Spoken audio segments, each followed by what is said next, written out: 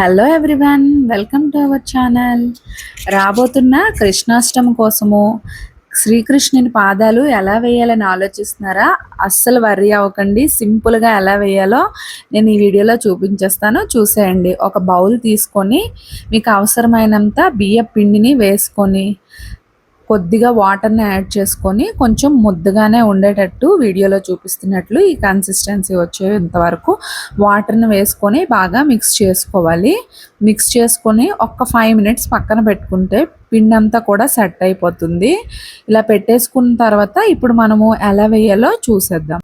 కృష్ణయ్య పాదాలు వేయడానికి ఎటువంటి వస్తువుల అవసరం లేదండి. మన చేత్తోనే చక్కగా చాలా అందంగా వేసేయచ్చు. వీడియోలో చూపిస్తున్నట్లు ఈ విధంగా పిడికల్ని బిగించి పిండిలో ముంచి ఇలా నేలపైన పెట్టుకుంటే మనకి ఫుట్ ప్రింట్ అనేది చక్కగా వచ్చేస్తుంది. చూడండి, చక్కగా చిన్నపిల్లల పాదంలాగా వచ్చేసింది కదా. ఇలా ఫుట్ ప్రింట్ మనకి వచ్చేసింది కాబట్టి కొంచెం థిక్గా చేసుకుంటే చూడడానికి చాలా బాగా కనిపిస్తుంది.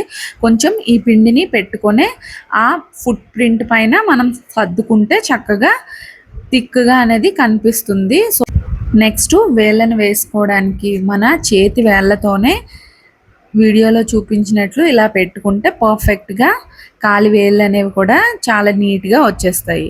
సో చాలా సింపుల్గా ఎంత బాగా వేసేసాం చూసారు కదా. ఎవరైనా కూడా చాలా ఈజీగా చేసేసుకోవచ్చు. ఈ పాదాలు వేసుకోవడానికి బియ్య పిండినే కాదండి, బియ్యాన్ని కూడా యూస్ చేసి మనం వేసుకోవచ్చు. బియ్యంతో చేసుకోవాలనుకుంటే బియ్యాన్ని ఒక 4-5 అవర్స్ పాటు నీటిలో నానబెట్టుకోవాలి. నానబెట్టుకున్న బియ్యాన్ని మిక్సీ పట్టుకుంటే ముద్దలాగా మనకి వస్తుంది కదా. సో ఆ పిండిని యూస్ చేసుకొని మనం సేమ్ వీడియోలో చూపించినట్లే ఈ విధంగా పాదాలని వేసుకోవాలి. సో మనం పాదాలని వేసేసుకున్న తర్వాత కొంచెం పసుపు, కుంకుమ, అలాగే కొద్దిగా పువ్వులను కూడా వేసేసుకుంటే కృష్ణయ్య పాదాలు మనకి రెడీ అయిపోతాయి. సో కృష్ణాష్టమి రోజు ఈ విధంగా కృష్ణయ్య పాదాలు వేసుకుంటే ఎంత బాగుంటుందో కదా. సో ఈ వీడియో నచ్చినట్లయితే తప్పకుండా వీడియోని లైక్ చేయండి, షేర్ చేయండి, సబ్స్క్రైబ్ చేయండి. Thank you for watching.